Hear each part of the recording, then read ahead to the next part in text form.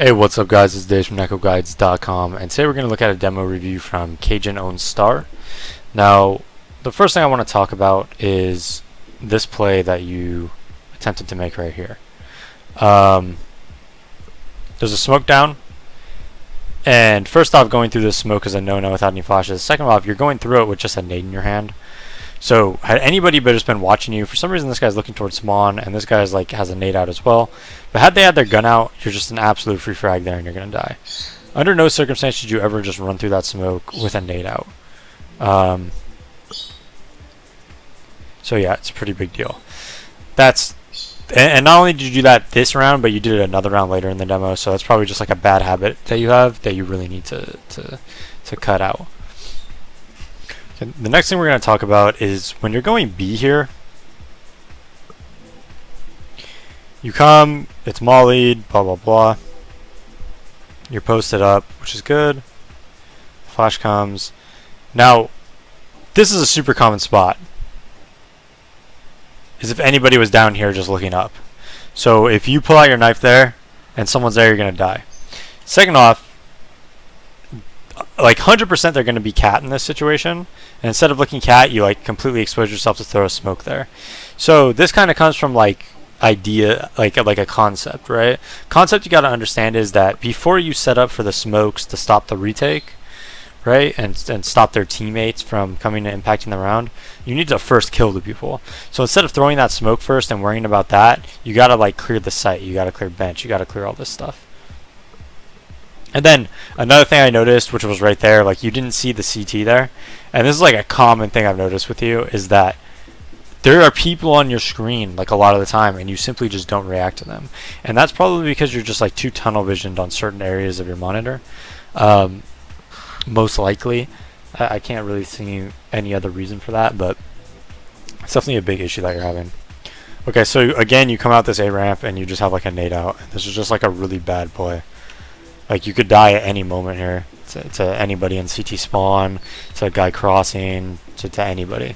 So you got to stop just running out of that A ramp with a nade out. So throughout this demo, this is probably like the 4th or 5th time this has happened.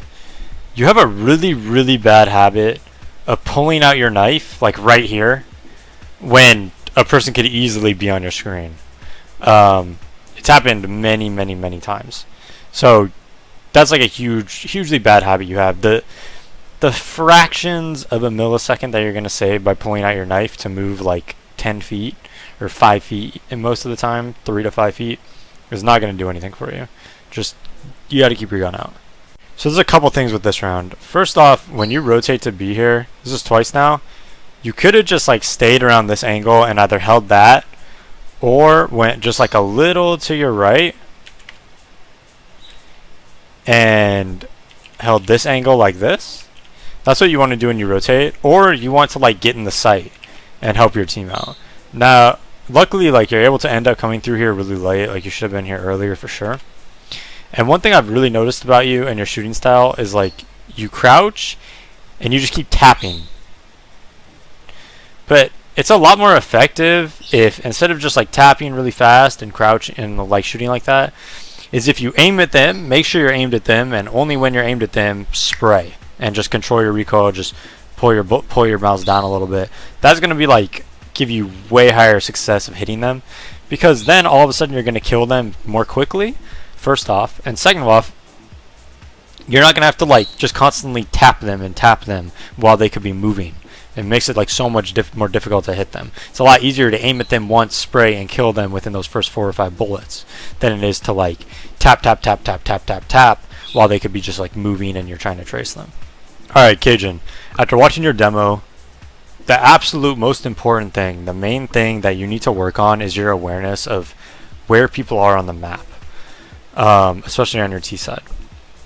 So I would really advise you to go into a server, or not necessarily a server, but like go watch matches and see how the teams play just off radar, like for the CTs, so that you understand, like on Mirage there's going to be like one cat, one B, you know, probably one around connector, one under balk, and then like maybe one middle, right? And kind of understand where people could be, because so many times you were getting caught off guard because you just had no idea that people could be there. Like you were going up through connector, getting killed off cat and stuff like that, which is like really common, right? So that's like the best exercise you could do.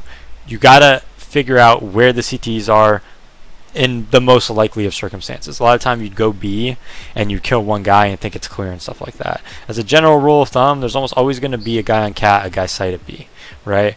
So you always want to kind of keep that in mind instead of just assuming things are clear after you kill like one guy. That's definitely like your main issue right now, is just knowing where the T's and CTs are, or mainly the CTs, and where they're set up and where they're going to be, and the most common spots.